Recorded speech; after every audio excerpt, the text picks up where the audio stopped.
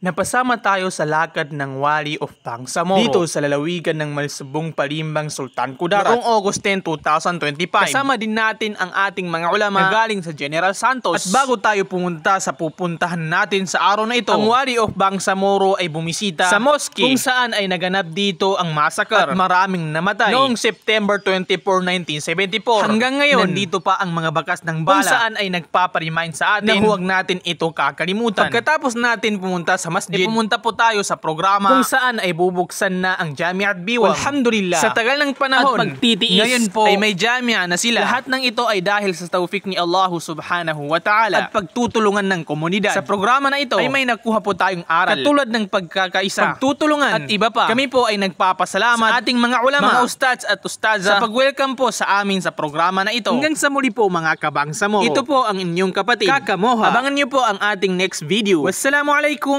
warahmatullahi ta'ala wabarakatuhu.